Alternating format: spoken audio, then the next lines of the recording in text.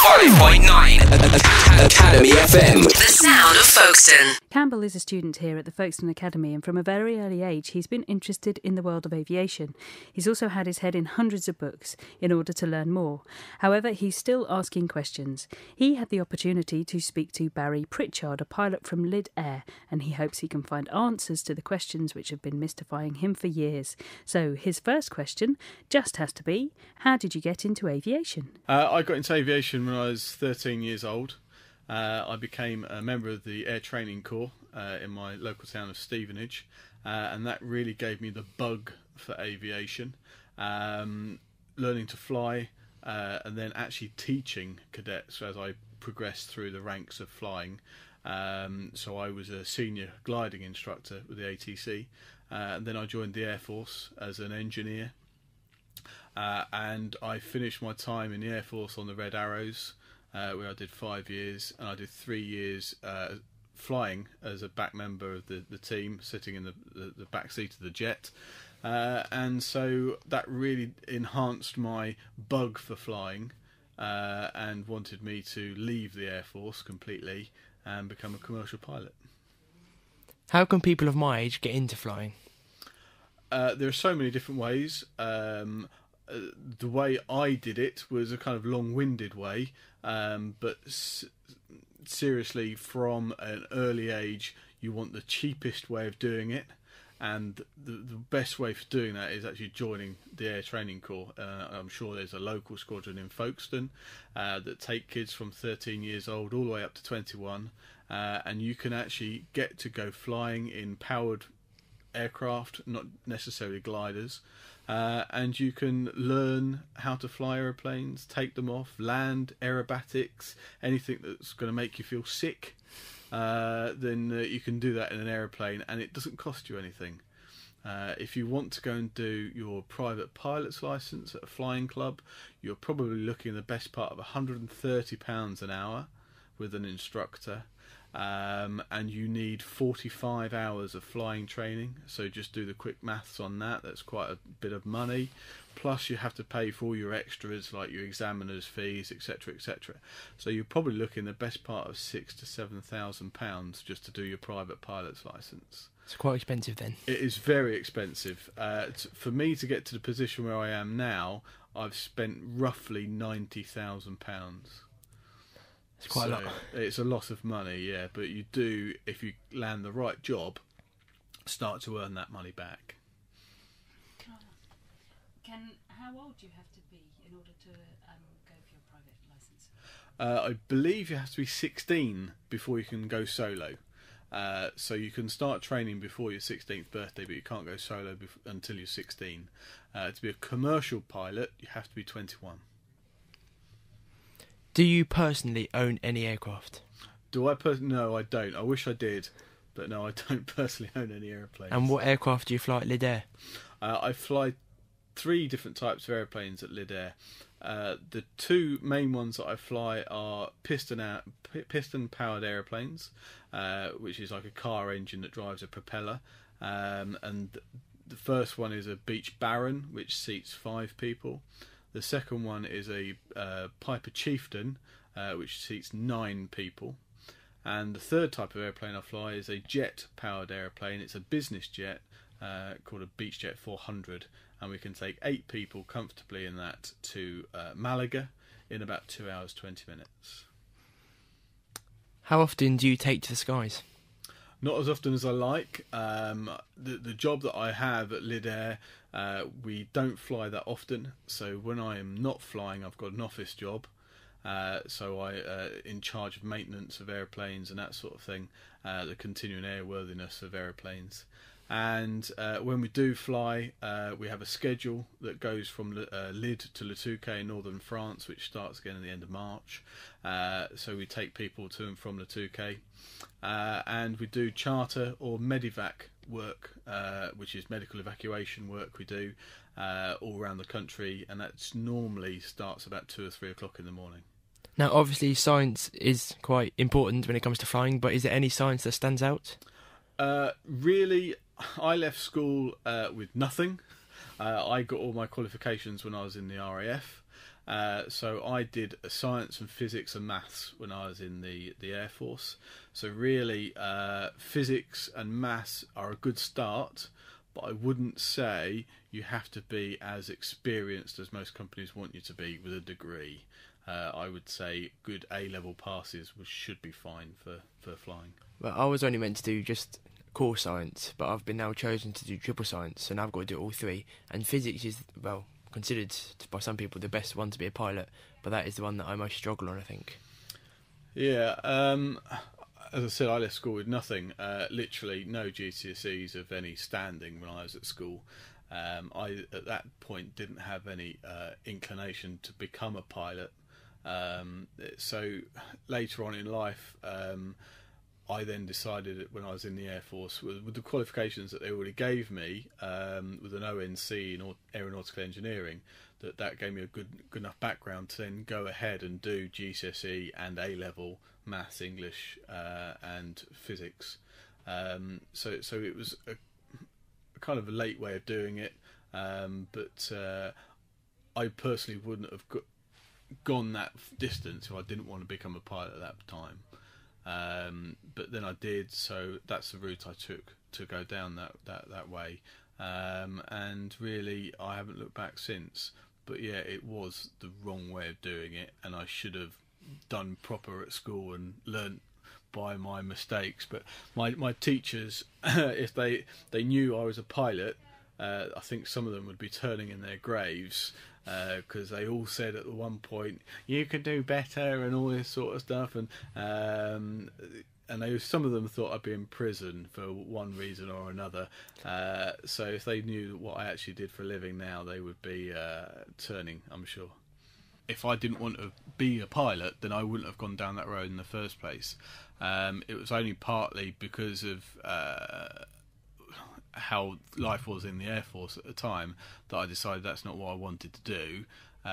They thankfully gave me a good background in physics anyway, with a couple of GCSEs and the ONC in aeronautical engineering, where there was a lot of physics, but it was my inner passion that kept me going to want to do well at that, because I knew I needed that to become a pilot.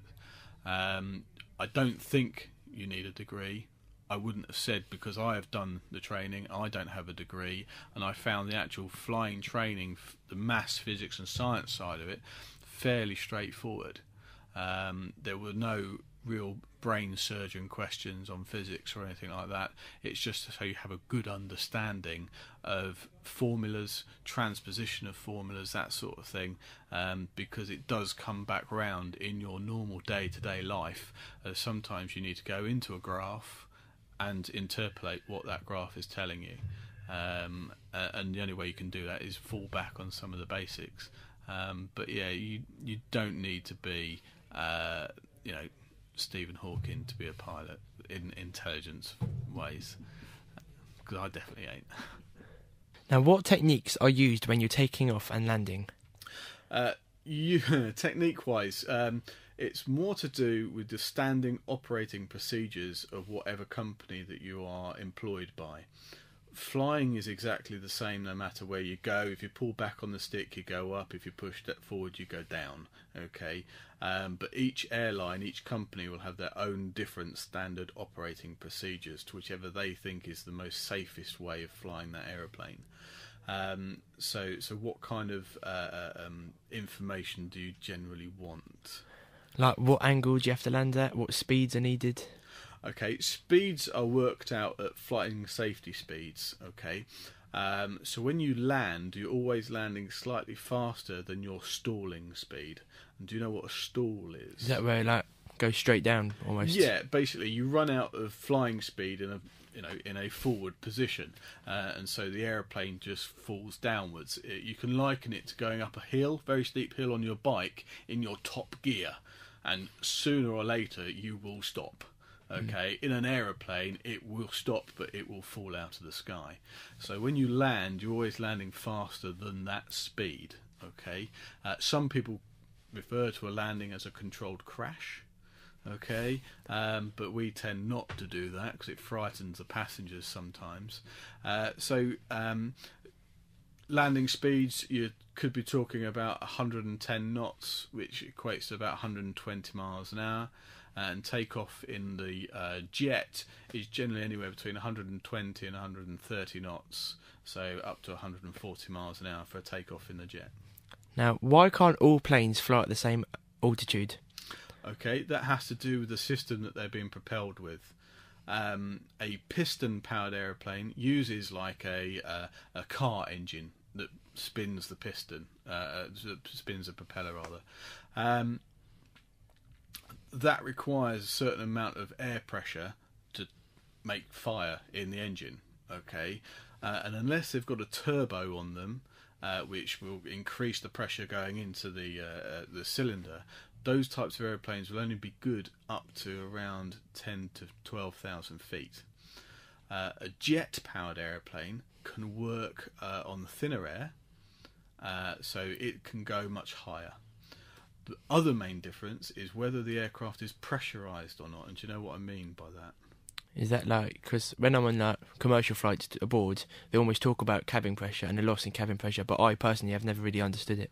Okay, pressure within an aeroplane is there to keep us, the passengers and crew, alive. Okay, if you go above 10,000 feet, your body will start to not work properly, okay, because the amount of oxygen absorbed into your body is much less than what it is at ground level. So if you continue to climb without any pressure, you will start to feel like you're drunk. Okay, hypoxia is the system that happens. And this whole feeling of euphoria, think you're brilliant, you can do anything, it's kind of like being drunk. Okay, the actual form of this problem that occurs. And the pressure within the aircraft is higher than what's outside. Okay, so that prevents you from feeling hypoxic because there's pressured air in the cabin of the aeroplane. So you've got in our jet aeroplane, we're flying at 41,000 feet. We have a cabin pressure of 6,000 feet. Okay, so there's a big difference between the inside and the outside. So that pressure is keeping us alive, it's keeping us oxygenated, and it's keeping us feeling comfortable. If that cabin pressure was to rise to over 12,000 feet, the emergency oxygen masks will fall down so you can breathe oxygen, and we'd have to do what's known as an emergency descent, where basically we have to get down to about 10,000 feet as quickly as possible. So we basically just shove the nose forward and we go to our maximum speed that we can to descend to where everyone can breathe properly. You said you're in the Royal Air Force and now you're doing commercial flying. Yes. What would you say the main differences are between military and commercial aircraft? How fast they go. Yeah, how fast, the types of engines. The types of engines. Now, the types of engines in a commercial world are very quiet compared to a tornado, let's say. In the commercial world, the jet engine is high bypass. What that means is a lot of the air that is sucked in right at the beginning of the jet engine doesn't go into the jet engine to make fire to get pushed out the back. A lot of the air, about 75% of the air that gets sucked in initially, goes around the outside of the core of the engine. The core is where all the explosion happens, basically, to create the faster air that comes out the back. So this air that goes around the outside is really used for soundproofing in a commercial jet engine. In a military jet engine, they're not really worried about the commercial aspects of life, so they just want as much thrust coming out of the back of that engine as possible. So it's like a very low bypass engine in a military aircraft, so they just go much faster. The aircraft do different kind of sorties to what we do in commercial world, where they go and dogfight and drop bombs and all that sort of thing. And I'm sure if you ever got onto your EasyJet to go to Malaga and you saw it having sidewinders on the side, you'd be quite concerned, wouldn't you? Yeah. So it's a totally different area of flying. What's a sidewinder? A sidewinder is a type of missile. What experiences what experiences have you had in the past? Lots of good ones. I'm touch wood. I haven't had any bad experiences in an aeroplane.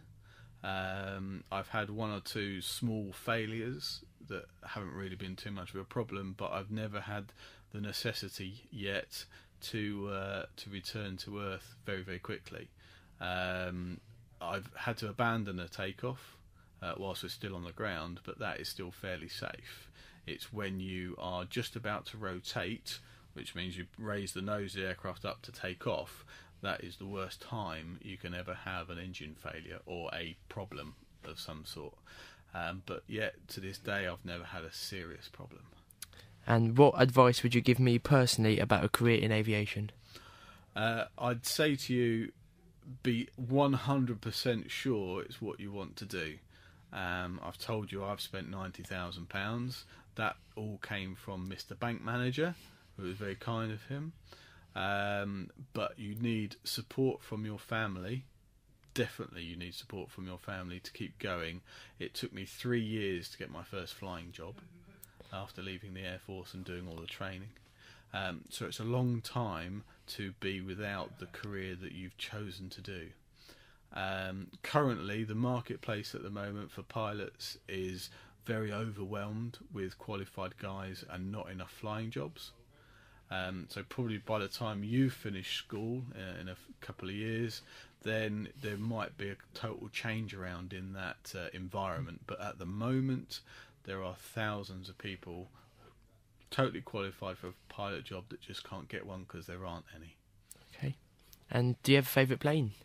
I think I asked that one. My favourite plane, what that I've flown in, or just a favourite plane of mine? We can have both if you want. Okay, favourite plane I've flown in must be on the Red Arrows, which was the Hawk. So personally, for me, that's my favourite aeroplane. But the one aeroplane I would have loved to have flown, or two aeroplanes that I'd love to fly. One would have been Concorde, and two would have been a Spitfire. You can still achieve the Spitfire if you win the lottery and you're able to go and afford a backseat trip, but I would just prefer to fly it myself. You can still do it whilst you're in the Air Force. You could become a member of the Battle of Britain Memorial Flight, who have pilots from the Royal Air Force flying the Spitfire, Hurricane, etc. But as a civilian, trying to do that would be very difficult unless you walked the right walk and you fitted in the right places. And how would you get to fly the Concorde? Concorde, I very much doubt that I'll ever see to the skies again. My own personal opinion, Richard Branson should have been able to buy it. I think he would have been able to do something with it, but that's my own personal opinion. And why those two? Why those two? Concorde, because it was just the most extreme engineering aircraft of our lifetimes that can do twice the speed of sound at 60 odd thousand feet. The whole aircraft expanded by several inches because of the heat, and it just got everybody's look at it. Basically, they all said what a brilliant aeroplane, and I'd love to have flown that. And the Spitfire, simply because the memories that it brings to everybody, and the noise of that Merlin engine as it just powers over your head, just is a beautiful aeroplane. And I would just have loved to have flown it for that point.